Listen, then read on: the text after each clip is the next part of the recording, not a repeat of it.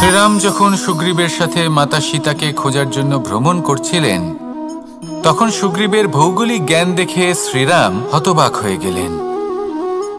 তখন সুগ্রীব বললেন যে যখন বালির হাত থেকে উনি পালাচ্ছিলেন, নিজের প্রাণ বাঁচিয়ে পালাচ্ছিলেন, উনি তখন অনেক জায়গায় গেছিলেন, কিন্তু কোথাও যেন উনি যোগ্য আশ্রয় খুঁজে পাচ্ছিলেন না। বালি সুগ্রীবের প্রাণ হরণ করতে চাইছিল, ওকে শেষ করে দিতে চাইছিল, আর সুগ্রীব শুধু নিজের প্রাণ বাঁচিয়ে পালাতে চাইছিল। এক স্থান থেকে অন্য স্থানে, সেই স্থান থেকে আবার আরেক স্থানে। এই বিপদের সম্মুখীন হতে গিয়ে সুগ্রীবের ভৌগোলিক জ্ঞান বৃদ্ধি পেল। এর অর্থ বুঝলেন আপনি?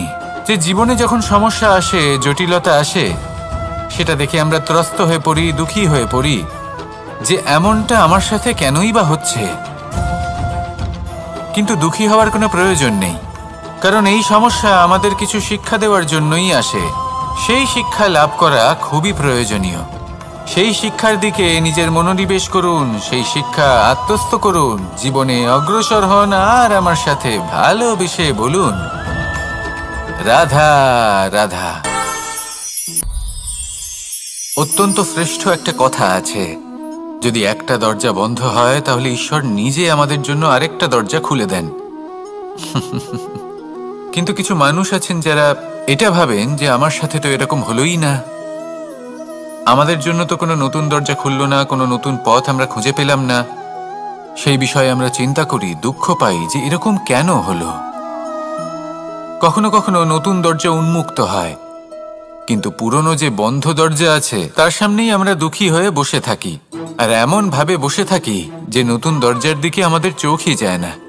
কখনো কখনো ঈশ্বর জেনে শুনেই আমাদের জন্য নতুন দরজা, নতুন পথ উন্মুক্ত করেন না, কারণ তিনি চান যে আমরা যেন পরিশ্রম করি, কর্ম করি, নিজেকে আরো বেশি শ্রেষ্ঠ করে তুলি, সক্ষম হই, আর নিজের পথ আমরা নিজেই খুঁজে নিই। কখনো কখনো এমনও হয় যে ঈশ্বর চান যে আমরা যেন সেই পথে চলতে শুরু করে দিই। ভবিষ্যতে গিয়ে ঈশ্বর আমাদের সবকিছুই প্রদান করেন। মনে রাখবেন, যে ব্যক্তি নিজের বাড়িতে এসে নিজের দুঃখ নিয়ে বিলাপ করতে থাকেন, সুখ তার দরজায় পৌঁছে গিয়েও বন্ধ দরজা দেখে ফিরে চলে যায়। তাই দুঃখ আমাদের সকলের জীবনে আছে, কিন্তু সেই দুঃখকে আঁকড়ে ধরে বসে থাকবেন না, তাহলে আপনি আসন্ন সুখও ভোগ করতে পারবেন না। আসুন আমার সাথে ভালোবেসে বলুন, রাধা রাধা। জীবনে কখনো আমরা বিজয়ী হই, কখনো আমরা পরাজিত হই, কখনো সুখ আসে, আবার কখনো দুঃখও আসে। আর যখন দুঃখ আসে তখন আমরা আমাদের এই দুঃখ কারোর সাথে ভাগ করতে চাই। আমরা কারোর সাথে নিজের দুঃখ ভাগ করে নিই, আর সেই ব্যক্তি আমাদের দুঃখ নিয়ে উপহাস করে। তখন আমরা আরো দুঃখী হয়ে যাই। আমরা এই সংসারকে দোষ দিতে থাকি, কিন্তু এতে সংসারের কোনো দোষ নেই। ভুল আপনার যে আপনি কোনো কুপাত্রকে নির্বাচন করেছেন দুঃখ ভাগ করার জন্য। মনে রাখবেন, যদি আপনার শরীরে ক্ষতস্থান তৈরি হয় এবং সেই ক্ষত নিয়ে আপনি প্রত্যেক জায়গায় ঘুরে বেড়ান, প্রত্যেক বাড়িতে আপনি ওষুধ হয়তো নাও পেতে পারেন, কিন্তু সেখানে নুন আপনি অবশ্যই পাবেন। সেই জন্য যখনই দুঃখ পাবেন, শুধু সেই ব্যক্তিদের কথা মনে করুন যারা আপনার দুঃখ, আপনার যন্ত্রণাকে বুঝতে পারবে, যারা আপনার সহায় হওয়ার জন্য প্রস্তুত, আপনাকে সাহায্য করার জন্য প্রস্তুত, আপনার অন্তরকে প্রেরিত করতে প্রস্তুত। তাদের কাছে নয় যারা আপনার দুঃখ নিয়ে উপহাস করে। আসুন আর আমার সাথে ভালোবেসে বলুন, রাধা রাধা। প্রত্যেক মানুষ সাফল্যের শিখরে পৌঁছতে চান, প্রত্যেকেই তার জন্য চেষ্টা করেন, প্রত্যেকেই এটা চান যে নিজের নিজের ক্ষেত্রে আমি সর্বোচ্চ শিখরে পৌঁছব। এবার সবসময় আমাদের প্রতিভা পূর্ণরূপে আমাদের সহায়ক হতে পারে না। কখনো কখনো আমরা সেই কাজ একা করতে পারি না, কখনো কখনো আমাদের সাহায্যের প্রয়োজন পড়ে। আর ঠিক এমন সময় বেশিরভাগ মানুষ ভুল করে ফেলেন। আর ভুল হলো এটাই যে কিছু ব্যক্তি এতটাই তাড়াতাড়ি সাফল্যের শিখরে পৌঁছতে চান যে কারোর হাত ধরে পরবর্তী সিঁড়িতে ওঠার বদলে তিনি কারোর পা ধরে ওপরে যাওয়াটাই শ্রেয় বলে মনে করেন। এবার সাফল্য দুজনেই লাভ করেন, কিন্তু কাহিনীর এখানে সূত্রপাত ঘটে। যে ব্যক্তি কারোর হাত ধরে ওপরে পৌঁছন, সে অন্যের জন্য নিজের হাতটা বাড়িয়ে দেন, তাকে সাহায্য করেন, তাকে প্রেরণা প্রদান করেন। নতুন সম্পর্ক তৈরি হয়, বন্ধুত্বের বৃদ্ধি ঘটে এবং এই শ্রেষ্ঠ সম্পর্কগুলির সাথে উনি শ্রেষ্ঠ জীবন যাপন করেন। অন্যদিকে সেই ব্যক্তি যে কারোর পা ধরে সাফল্য অর্জন করেছিলেন, সেই ব্যক্তি শুধু একজন দাস হয়ে থেকে যান। শুধু তাকে দেওয়া সমস্ত আদেশ পালন করেন তিনি।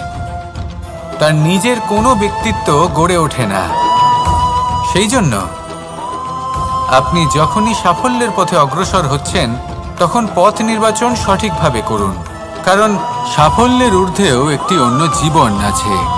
আসুন আমার সাথে ভালোবেসে বলুন, রাধা রাধা। জীবনের আরম্ভ থেকে জীবনের শেষ পর্যন্ত হলো একটা যাত্রা।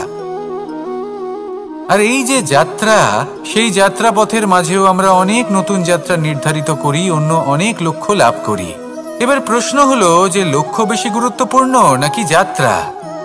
কেউ বলবে লক্ষ্য বেশি গুরুত্বপূর্ণ, কারণ তার জন্যই আমরা এই যাত্রা স্থির করি। কেউ বলবে যাত্রা বেশি গুরুত্বপূর্ণ, কারণ এই যাত্রা পথে চলতে চলতে আমরা অনেকগুলো শিক্ষা লাভ করি, কর্ম করার জন্য অনেক দিশা খুঁজে পাই। এবার লক্ষ্য এবং যাত্রা এই দুই গুরুত্বপূর্ণ, কিন্তু আরো একটা তথ্য আছে অত্যন্ত গুরুত্বপূর্ণ, যেটা বুঝে নেওয়া খুব প্রয়োজনীয়। আর সেটা হলো আপনার জীবন সাথী। সেই সাথী যে জীবনের সব পদক্ষেপে আপনার সাথে চলবে, আপনার সাথে থাকবে। সেই ব্যক্তির মধ্যে যদি করুণা থাকে, ভালোবাসা থাকে, তাহলে সে আপনাকে সাহায্য করবে, আপনার জন্য আপনার লক্ষ্য নির্ধারণ করবে, আপনাকে জীবনে একটা উচ্চ স্তরে নিয়ে যাবে। কিন্তু যদি সেই ব্যক্তি এর বিপরীত হন, তাহলে কোথাও না কোথাও তাকে পেতে পেতে, তার সাথে থাকতে থাকতে আপনি নিজের লক্ষ্য ত্যাগ করে দেবেন। তাই পথ এবং লক্ষ্য এই দুই নির্বাচন করুন, কিন্তু যখন আপনি জীবন সাথী নির্বাচন করবেন, তখন কিছুটা সাবধানে, না হলে আপনার অভিজ্ঞতা সুখময় নয়, অত্যন্ত দুঃখজনক হতে পারে। আসুন আমার সাথে ভালোবেসে বলুন, রাধা রাধা। সকলের মন আনন্দে ভরিয়ে তোলে কোকিলের মধুর স্বর, কিন্তু এই মধুর স্বর আমরা বর্ষাকালে শুনতে পাই না কেন? তার কারণ কিন্তু এটা নয় যে বর্ষাকালে কোকিল অসুস্থ থাকে, তা নয়। কোকিল সিদ্ধান্ত নেয় নীরব থাকার, কিন্তু এই সিদ্ধান্ত কেন নেয়? তার কারণ হলো ব্যাঙ। বর্ষার ঋতুতে অনেক ছোট ছোট স্থানে জল জমে, আর সেই কারণে অনেক ব্যাঙের জন্ম হয়। এবার ওই ব্যাঙগুলোর ধ্বনি এতটাই প্রবল হয় যে তাদের মাঝে এই কোকিল যতই মধুর সুরে ডাকুক না কেন, তার স্বর আমাদের কানে পৌঁছবে না। সেই জন্য ও সিদ্ধান্ত নেয় চুপ থাকার। আর এটাই হলো আমাদের জীবনে শিক্ষণীয় বিষয়। আপনি যদি এমন কোথাও থাকেন যেখানে আপনার আশেপাশে মূর্খ মানুষ আছেন, তাহলে সেখানে চুপ করে থাকাই হলো সবথেকে শ্রেষ্ঠ সিদ্ধান্ত। কারণ ওই মূর্খদের চিৎকারের সামনে কেউ আপনার জ্ঞানের কথা বুঝতেই পারবে না। সেই জন্য সেখানে চুপ করে থাকুন। পরবর্তীতে গিয়ে যেমন এই ব্যাঙের ডাক, এটা শান্ত হবে আর তারপর থেমে যাবে, ঠিক তেমন মূর্খদের সময় একটা নির্দিষ্ট কালের পর গত হয়, আর তারপরে আসে বিবেকবানদের সময়, আপনার সময়। শুধু ধৈর্য ধরুন।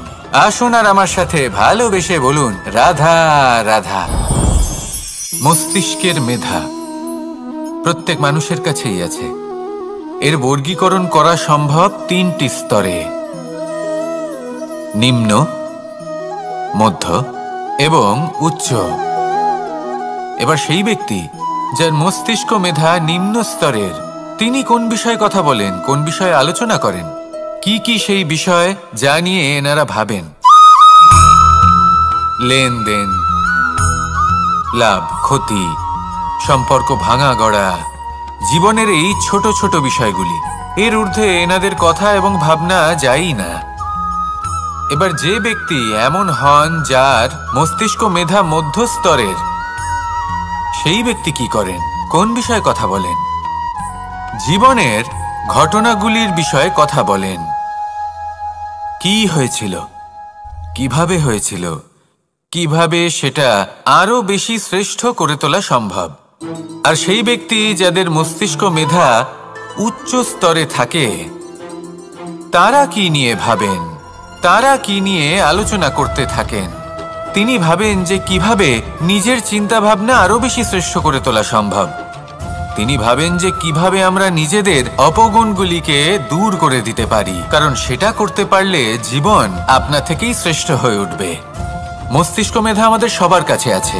এবার আমাদের এটা বেছে নিতে হবে যে কোন স্তরটা আমরা আপন করতে চাই।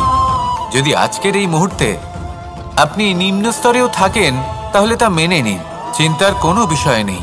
এখনো চাইলে আপনি উচ্চ স্তরে পৌঁছতেই পারেন। সেটাই বেছে নিন, জীবন শ্রেষ্ঠ করে তুলুন, আর আমার সাথে ভালোবেসে বলুন, রাধা রাধা। এই সংসারের প্রত্যেক মানুষ কোনো না কোনো স্থানে অবশ্যই যান, অনেক অনেক স্থানে তাদের যেতে হয়। এবার এমন কিছু মানুষ আছেন যারা সেই স্থানে হয়তো কখনোই যাননি। উদাহরণ হিসেবে বলবো, কিছু মানুষ আছেন যারা মন্দিরে যান, চিকিৎসালয়ে যান, কিছু মানুষ কারোর কারোর বিবাহ উৎসবে যান। আবার কিছু মানুষ আছেন যারা নাস্তিক হন এবং কখনোই মন্দিরে যান না। কিছু মানুষ অসুস্থ হন না, তাই চিকিৎসালয়ে যেতে হয় না। এমনও কিছু মানুষ থাকেন যারা সামাজিক উৎসব থেকে দূরে থাকাটাই পছন্দ করেন।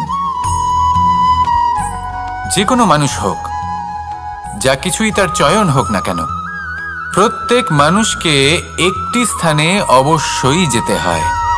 এমন একটি স্থান আছে, সেই স্থানের নাম হলো মৃত্যুদ্বার। এবার এটা আবশ্যক নয় যে ঠিক মৃত্যুর পরেই আপনি মৃত্যুদ্বারে পৌঁছে যাবেন। এমন অনেক মানুষ আছেন যারা মৃত্যুর পূর্বেই মৃত্যুদ্বারে পৌঁছে ফিরে এসেছেন, আর তারা অনুভব করেছেন যে এই সংসারের সময় চক্রের সম্মুখে তাদের অস্তিত্ব কতটা ক্ষীণ। ওনারা এই কথা বুঝে গেছেন। বড় বড় জ্ঞানী মহান ব্যক্তি ছিলেন, তারা এসেছেন, কর্ম করেছেন এবং শেষে তারাও মৃত্যুদ্বারে প্রবেশ করেছেন। অবশেষে তারাও পঞ্চমহাভূতের সাথে মিলিত হয়েছেন। তাহলে আপনার কিসের এত অহংকার? এই জীবনে কেউ অমর নন। জীবনে কতদিন আমরা বাঁচবো এটাও আমরা জানি না। তাই এই জীবন যাপন করুন। এই জীবনের প্রত্যেক মুহূর্ত এমনভাবে যাপন করুন, এই কথা মাথায় রেখে যে যে কোনো মুহূর্তে আমাদের মৃত্যুদ্বারে প্রবেশ করতে হতে পারে, তাই না? আসুন আর আমার সাথে ভালোবেসে বলুন, রাধা রাধা। এই জীবনে তিনটি গুরুত্বপূর্ণ শব্দ আছে যা বোঝা আমাদের কাছে খুব গুরুত্বপূর্ণ, এবং এই তিনটি শব্দের নিজস্ব অর্থ আছে। প্রথম হলো সঙ্গবদ্ধতা, অর্থাৎ একসাথে মিলে কাজ করতে হবে, একসাথে মিলে পরিশ্রম করতে হবে, সামনে এগোতে হবে। এরকম করতে পারলে আপনার শক্তি বৃদ্ধি পাবে, আপনার ক্ষমতা বৃদ্ধি পাবে, আপনি এগোতে পারবেন এবং অনেক দূরে যেতে পারবেন। দ্বিতীয় হলো আত্মবিশ্বাস। হেরে যাওয়া বস্তুও আবার জিতে নিতে পারবেন। যদি আপনার নিজের আত্মবিশ্বাস থাকে, তাহলে আপনি কখনো পরাজিত হবেন না। এবং তৃতীয় হলো অহংকার। জয়লাভ করার পরেও কিন্তু এটা আপনাকে পরাজিত করতে পারে। সেই জন্য জীবনে সঙ্গবদ্ধ হন, আত্মবিশ্বাস রাখুন, কিন্তু কখনোই অহংকার করবেন না। এই অহংকার আপনার থেকে সব কিছু কেড়ে নিতে পারে। এই অহংকারের জন্যই মথুরাপতি কংস নিজের পতনের দিকে অগ্রসর হয়েছিলেন। এই অহংকারকে ত্যাগ করুন আর আমার সাথে ভালোবেসে বলুন, রাধা রাধা। এই সংসারে সব থেকে বেশি কঠিন কাজ কোনটা? কেউ বলবেন যুদ্ধ করা, কেউ বলবেন ধন অর্জন করা, আবার কেউ বলবেন জ্ঞান অর্জন করা সব থেকে বেশি কঠিন। এবার প্রত্যেক ব্যক্তির নিজস্ব অভিজ্ঞতা আছে, আর সেই অনুসারে তার নিজস্ব একটা উত্তর আছে। সাধারণভাবে দেখতে গেলে এই সংসারে সব থেকে কঠিন হলো তপস্যা করা, অর্থাৎ সব কিছু ত্যাগ করে তপস্যায় নিজেকে বিলীন করে দেওয়া। এবার এর থেকে বেশি কঠিন এই সংসারে আর কি বা হতে পারে? এই সংসারে, এই সমাজে, নিজের পরিবারের মধ্যে থেকেও ধৈর্য ধরে সামনে অগ্রসর হওয়া। এটা হলো সবথেকে কঠিন কাজ। কারণ যখন আপনি তপস্যা করেন তখন সেখানে আপনার ধৈর্য ভাঙার মতো কেউ থাকেন না, না কোনো বন্ধু, না কোনো আত্মীয়, না কোনো শত্রু, কেউ না। কিন্তু যখন আপনি এই সমাজে, এই পরিবারে থাকেন, কোনো না কোনো ব্যক্তি এসে আপনার ধৈর্যের বাঁধ ভেঙে দেওয়ার ক্ষমতা রাখেন। তারা আপনার ধৈর্যের বাঁধ ভেঙে দেয়, আর কখনো কখনো তারা অনিচ্ছাকৃতভাবেই সেটা করে থাকেন। কারণ তাদের মানসিকতা আপনার থেকে আলাদা, তাদের কর্ম আপনার থেকে আলাদা, তাদের দৃষ্টিভঙ্গি আপনার থেকে আলাদা, জীবন যাপন আপনার থেকে আলাদা। সেক্ষেত্রে আপনি ধৈর্যচ্যুত হন, প্রসন্নতা আপনার থেকে ছিনিয়ে নেওয়া হয়। সেই জন্য এই সংসারে, এই পরিবারের থেকেও ধৈর্য ধরে সামনে অগ্রসর হওয়া কোনো পর্বতের শিখরে গিয়ে তপস্যা করার থেকেও অনেক বেশি কঠিন। আর যে ব্যক্তি এই সমাজেই, এই পরিবারে, সেই সকল মানুষের মধ্যে থেকে গিয়েও ধৈর্য ধরে অগ্রসর হতে থাকেন, যারা এই কাজটা শিখে নিতে পারেন, তারাই কিন্তু জীবনে আনন্দ লাভ করতে পারেন। এই ধৈর্যই শেষে আপনার জীবনে প্রসন্নতা বহন করে আনবে। তাই ধৈর্য ধরে জীবনের পথে অগ্রসর হন আর আমার সাথে ভালোবেসে বলুন, রাধা রাধা। আমরা সবাই জীবনে অগ্রসর হতে চাই, তার জন্য চেষ্টা করি, পরিশ্রম করি, কিন্তু কখনো কখনো আমাদের আশেপাশের কিছু মানুষ, যেমন আমাদের আত্মীয়, আমাদের বন্ধু, আমাদের শত্রু, এদেরকে এগিয়ে যেতে দেখে আমরা কখনো কখনো নিজেরা থেমে যাই। এর অর্থ কি তার মানে এটা যে আমাদের কোনো খামতি ছিল বা আমরা কোনো ভুল করে ফেলেছি? না, বেশিরভাগ সময় আমাদের কোনো ভুল থাকে না, আমাদের কোনো খামতিও থাকে না। শুধু একটা ছোট্ট বিষয় আছে যেটা আমরা বুঝতে পারি না। আমরা চেষ্টা করি অন্যদের জীবনযাত্রা দেখতে। আমরা দেখতে চেষ্টা করি যে তাদের জীবনে তারা কিভাবে এগিয়ে চলেছেন, অগ্রসর হওয়ার জন্য ওনারা কি কি করছেন, আর যা করছেন তাতে ওনারা কিভাবে উপকৃত হচ্ছেন। আমরা চেষ্টা করি তাদের জীবনযাত্রার দিকে তাকানোর, ওনাদের গতিবিধির দিকে নজর দেওয়ার এবং সেটা বুঝতে চেষ্টা করার। সেই জন্যই আমরা পিছিয়ে পড়ি। জীবনে যদি আপনি এগোতে চান তাহলে আপনাকে নিজের নজর সামনের দিকে রাখতে হবে, পদক্ষেপও সেই অনুযায়ী নিয়ে সামনে এগোতে হবে। নিজের গতিবিধি লক্ষ্য করুন, নিজের পরিকল্পনা বিচার করুন, নিজের চেষ্টা, নিজের অভিজ্ঞতার দিকে নজর দিন, আর সেই মতো অগ্রসর হন। এমন কোনো সাফল্য নেই যে আপনি লাভ করতে পারবেন না। আসুন আমার সাথে ভালোবেসে বলুন, রাধা রাধা। এই সংসারে এমন অনেক মানুষ আছেন যারা এটা চান যে সবকিছু তাদের ইচ্ছা অনুসারে চলবে এবং সেই চেষ্টাই করতে থাকেন। কিন্তু সত্যি হলো এটাই যে এই সংসারের নির্মাণ কোনো মানুষ করেনি, এবং সেই জন্য এই সংসার কোনো মানুষের ইচ্ছা অনুসারে চলবে না, বরং মানুষকে সংসারের ইচ্ছা অনুসারে চলতে হবে। যদি আপনার জীবনে এমন কোনো পরিস্থিতি আসে যাতে আপনি হয়তো দুঃখ পেলেন, কষ্ট পেলেন এবং সেটা বদলাতে চান, তাহলে তা বদলানোর চেষ্টা করুন। যদি অসফল হন তাহলে আবার চেষ্টা করুন, নিরন্তর চেষ্টা করুন। কিন্তু যদি না করতে পারেন তাহলে মেনে নিন যে এই পরিস্থিতি বদলানো সম্ভব নয়। সেই পরিস্থিতিকে বদলানোর চেষ্টাকে ত্যাগ করে দিন। যদি চান তাহলে সেই পরিস্থিতি থেকে দূরে চলে যেতে পারেন, কিন্তু নিজেকে প্রসন্ন রাখুন।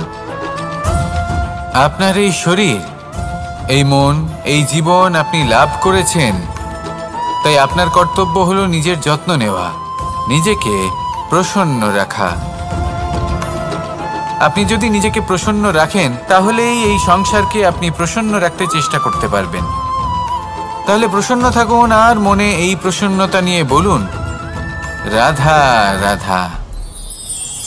এই হাঁড়িটাকে দেখুন, এই হাঁড়িটা মাটি দ্বারা নির্মিত, আর এই বস্তুটি আমার খুবই প্রিয়।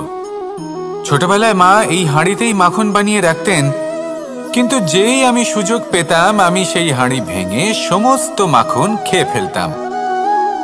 কিন্তু আমার মনে হয় একটা বিশেষ ব্যাপার আছে, যখনই এটার মধ্যে মাখন রাখা হতো তখন মাখন ঠান্ডা হয়ে যেত। আর আমি ভাবতাম এটা কিভাবে সম্ভব হতে পারে, যেখানে এটা নিজেই নির্মিত হয়েছে আগুনে তপ্ত হয়ে। এটা নির্মিত হয়েছে এইভাবেই, কিন্তু এর ভেতরে সবই শীতল থাকে। এটা কিভাবে সম্ভব? এটা এই কারণে সম্ভব কারণ এই হাঁড়ি এমন কিছু জানে যেটা জানা আমাদের জন্য খুব প্রয়োজনীয়।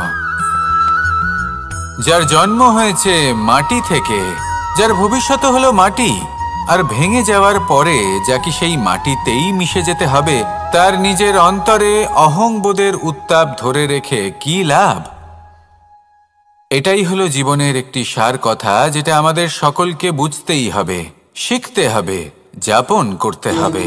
আর যখন আপনি উপলব্ধি করবেন যে আপনি নশ্বর, যখন উপলব্ধি করবেন যে আপনার জন্মের আগেও আপনার কোনো অস্তিত্ব ছিল না, আর মৃত্যুর পরেও আপনার কোনো অস্তিত্বই থাকবে না, জীবনে কোনো কিছুই আপনার ছিল না, আজও নেই আর না ভবিষ্যতে কখনো হবে, তখন আপনা থেকেই জন্ম এবং মৃত্যুর মাঝে এই যে সময় থাকে যাকে আমরা জীবন বলি, সেটা আপনি শান্তভাবে যাপন করতে শুরু করবেন।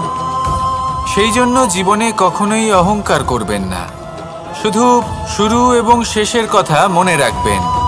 তাহলে আজকের এই বর্তমান শান্তিপূর্বক প্রসন্ন চিত্তে যাপন করতে পারবেন এবং এই মন প্রসন্ন হয়ে বলবে রাধা রাধা। আজ আমি আপনাদের একটা কাহিনী শোনাবো। এটা হলো একটা বিশাল আকার বটগাছের এবং একটি নিম গাছের গল্প। এই নিম গাছটা সেই বটগাছের কাছেই অবস্থিত ছিল।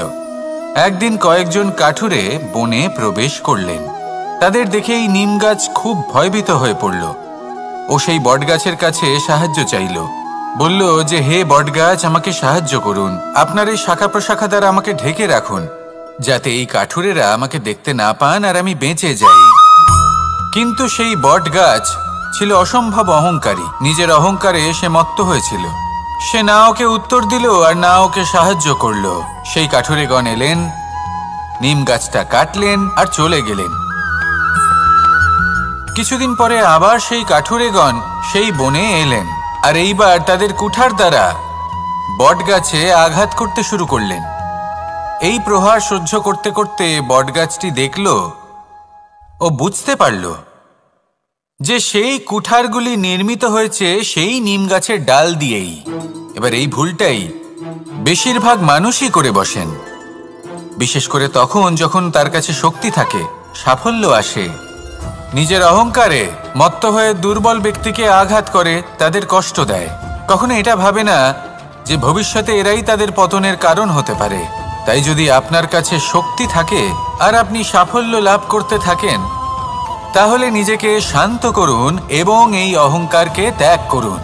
যদি কেউ দুর্বল হয় তাহলে তাকে আঘাত করবেন না, তাকে কষ্ট দেবেন না, বরং তাকে সাহায্য করুন, পারলে তাকে রক্ষা করুন। আসুন আর আমার সাথে ভালোবেসে বলুন রাধা রাধা। আমাদের জীবনে সবসময় এটাই শেখানো হয় যে কখনো কারোর নিন্দা করবে না, কিন্তু আজকের দিনে সত্য হলো এটাই যে প্রত্যেক ব্যক্তি কোনো না কোনো সময় কোনো না কোনো মানুষের নিন্দা করেই থাকেন। এবার আপনি কারোর নিন্দা করলে সবসময় এর অর্থ এটা নয় যে আপনার মন মলিন। কখনো কখনো এমন কিছু পরিস্থিতির জন্ম হয়, কিছু ব্যক্তি আমাদের এমন দুঃখ দেন যে সেই দুঃখের বশে আমরা নিন্দা করতে শুরু করি। এবার নিন্দার বিষয়ে এমন এক সত্য আছে যেটা জানা প্রয়োজনীয়, যেটা আমি আপনাকে একটা উদাহরণ দিয়ে বোঝাবো। আপনি কখনো একটা চিত্র অঙ্কন করতে চেষ্টা করবেন, যতক্ষণ না সেই রং আমাদের হাতে লেগে যাচ্ছে ততক্ষণ আমাদের সেই চিত্র পূর্ণই হয় না। এবার এটাই হয় নিন্দার ক্ষেত্রেও। কেউ আপনাকে যতই দুঃখ দিক না কেন, যদি আপনি কারোর নিন্দা করেন তাহলে কোথাও না কোথাও সেই নেতিবাচক শক্তি অবশ্যই আপনার মধ্যে প্রবেশ করবে। তাহলে সেক্ষেত্রে কি করা যায়? কিভাবে অন্যের নিন্দা করা থেকে নিজেকে বিরত রাখা সম্ভব? একটাই পথ আছে, একটাই বিকল্প আছে, নিজের বিকাশ। নিজের বিকাশের পথে অগ্রসর হতে থাকুন। নিজের কাজে এতটাই নিমজ্জিত হয়ে যান যে কারো নিন্দা করার মতো কোনো সময় যেন আপনার হাতে না থাকে। তাতে আপনার মনও মলিন হবে না, আর জীবনে অনেক দরজা আপনার জন্য খুলে যাবে। আসুন আমার সাথে ভালোবেসে বলুন রাধা রাধা। শ্রীরাম যখন সুগ্রীবের সাথে মাতা সীতাকে খোঁজার জন্য ভ্রমণ করছিলেন, তখন সুগ্রীবের ভৌগোলিক জ্ঞান দেখে শ্রীরাম হতবাক হয়ে গেলেন। তখন সুগ্রীব বললেন যে যখন বালির হাত থেকে উনি পালাচ্ছিলেন, নিজের প্রাণ বাঁচিয়ে পালাচ্ছিলেন, উনি তখন অনেক জায়গায় গেছিলেন, কিন্তু কোথাও যেন উনি যোগ্য আশ্রয় খুঁজে পাচ্ছিলেন না। বালি সুগ্রীবের প্রাণ হরণ করতে চাইছিল, ওকে শেষ করে দিতে চাইছিল, আর সুগ্রীব শুধু নিজের প্রাণ বাঁচিয়ে পালাতে চাইছিল। এক স্থান থেকে অন্য স্থানে, সেই স্থান থেকে আবার আরেক স্থানে। এই বিপদের সম্মুখীন হতে গিয়ে সুগ্রীবের ভৌগোলিক জ্ঞান বৃদ্ধি পেল। এর অর্থ বুঝলেন আপনি? যে জীবনে যখন সমস্যা আসে, জটিলতা আসে, সেটা দেখে আমরা ত্রস্ত হয়ে পড়ি, দুঃখী হয়ে পড়ি যে এমনটা আমার সাথে কেনই বা হচ্ছে। কিন্তু দুঃখী হওয়ার কোনো প্রয়োজন নেই, কারণ এই সমস্যা আমাদের কিছু শিক্ষা দেওয়ার জন্যই আসে। সেই শিক্ষা লাভ করা খুবই প্রয়োজনীয়। সেই শিক্ষার দিকে নিজের মনোনিবেশ করুন, সেই শিক্ষা আত্মস্থ করুন, জীবনে অগ্রসর হন, আর আমার সাথে ভালোবেসে বলুন রাধা রাধা। অত্যন্ত শ্রেষ্ঠ একটা কথা আছে, যদি একটা দরজা বন্ধ হয় তাহলে ঈশ্বর নিজে আমাদের জন্য আরেকটা দরজা খুলে দেন। কিন্তু কিছু মানুষ আছেন যারা এটা ভাবেন যে আমার সাথে তো এরকম হলোই না, আমাদের জন্য তো কোনো নতুন দরজা খুলল না, কোনো নতুন পথ আমরা খুঁজে পেলাম না। সেই বিষয়ে আমরা চিন্তা করি, দুঃখ পাই যে এরকম কেন হলো। কখনো কখনো নতুন দরজা উন্মুক্ত হয়, কিন্তু পুরনো যে বন্ধ দরজা আছে তার সামনেই আমরা দুঃখী হয়ে বসে থাকি, আর এমন ভাবে বসে থাকি যে নতুন দরজার দিকে আমাদের চোখই যায় না। কখনো কখনো ঈশ্বর জেনে শুনেই আমাদের জন্য নতুন দরজা, নতুন পথ উন্মুক্ত করেন না, কারণ তিনি চান যে আমরা যেন পরিশ্রম করি, কর্ম করি, নিজেকে আরো বেশি শ্রেষ্ঠ করে তুলি, সক্ষম হই, আর নিজের পথ আমরা নিজেই খুঁজে নিই।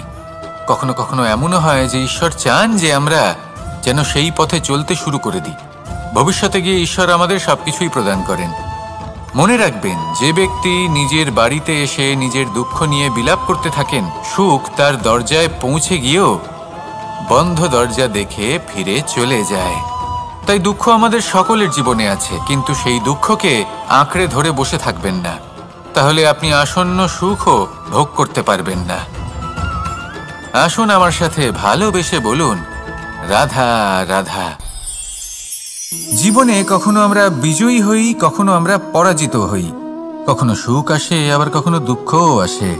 আর যখন দুঃখ আসে তখন আমরা আমাদের এই দুঃখ কারোর সাথে ভাগ করতে চাই। আমরা কারোর সাথে নিজের দুঃখ ভাগ করে নিই, আর সেই ব্যক্তি আমাদের দুঃখ নিয়ে উপহাস করে। তখন আমরা আরো দুঃখী হয়ে যাই। আমরা এই সংসারকে দোষ দিতে থাকি, কিন্তু এতে সংসারের কোনো দোষ নেই।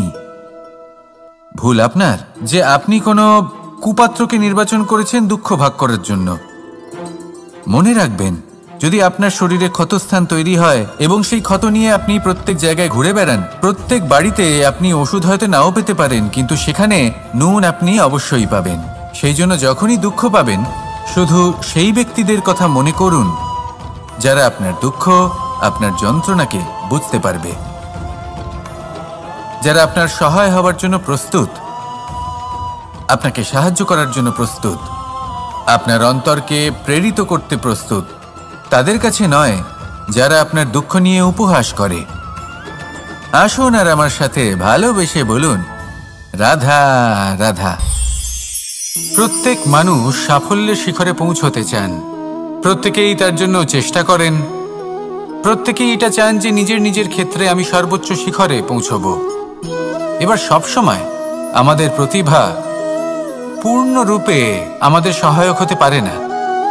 কখনো কখনো আমরা সেই কাজ একা করতে পারি না, কখনো কখনো আমাদের সাহায্যের প্রয়োজন পড়ে। আর ঠিক এমন সময় বেশিরভাগ মানুষ ভুল করে ফেলেন। আর ভুল হলো এটাই যে কিছু ব্যক্তি এতটাই তাড়াতাড়ি সাফল্যের শিখরে পৌঁছতে চান যে কারোর হাত ধরে পরবর্তী সিঁড়িতে ওঠার বদলে তিনি কারোর পা ধরে ওপরে যাওয়াটাই শ্রেয় বলে মনে করেন। এবার সাফল্য দুজনেই লাভ করেন, কিন্তু কাহিনীর এখানে সূত্রপাত ঘটে। যে ব্যক্তি কারোর হাত ধরে ওপরে পৌঁছন সে অন্যের জন্য নিজের হাতটা বাড়িয়ে দেন, তাকে সাহায্য করেন, তাকে প্রেরণা প্রদান করেন। নতুন সম্পর্ক তৈরি হয়, বন্ধুত্বের বৃদ্ধি ঘটে এবং এই শ্রেষ্ঠ সম্পর্কগুলির সাথে উনি শ্রেষ্ঠ জীবন যাপন করেন। অন্যদিকে সেই ব্যক্তি যে কারোর পা ধরে সাফল্য অর্জন করেছিলেন, সেই ব্যক্তি শুধু একজন দাস হয়ে থেকে যান। শুধু তাকে দেওয়া সমস্ত আদেশ পালন করেন তিনি। তার নিজের কোনো ব্যক্তিত্ব গড়ে ওঠে না। সেই জন্য আপনি যখনই সাফল্যের পথে অগ্রসর হচ্ছেন তখন পথ নির্বাচন সঠিকভাবে করুন, কারণ সাফল্যের ঊর্ধ্বেও একটি অন্য জীবন আছে। আসুন আমার সাথে ভালোবেসে বলুন, রাধা রাধা।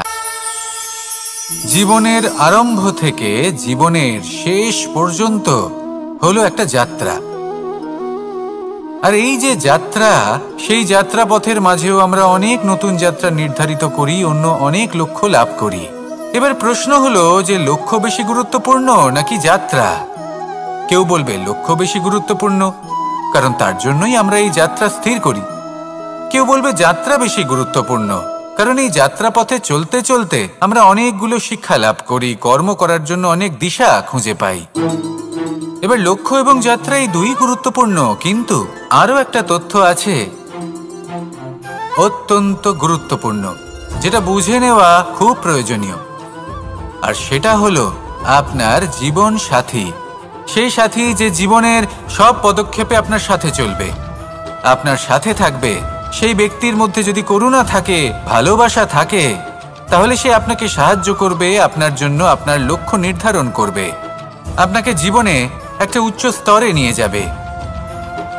কিন্তু যদি সেই ব্যক্তি এর বিপরীত হন, তাহলে কোথাও না কোথাও তাকে পেতে পেতে, তার সাথে থাকতে থাকতে আপনি নিজের লক্ষ্য ত্যাগ করে দেবেন।